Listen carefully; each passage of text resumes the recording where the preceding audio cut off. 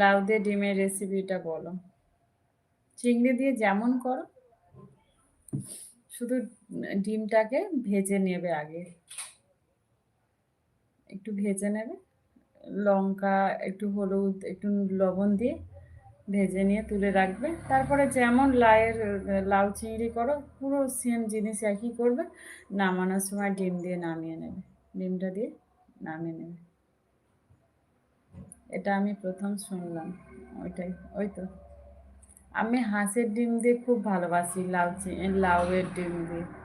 লাউ ডিম মানে মুরগির ডিমের থেকেও হাঁসের ডিমটা দিয়ে করলে এত খেতে ভালো লাগে আমার, কি বলবো, ভালো লাগে বেশি মুরগির ডিমের থেকে।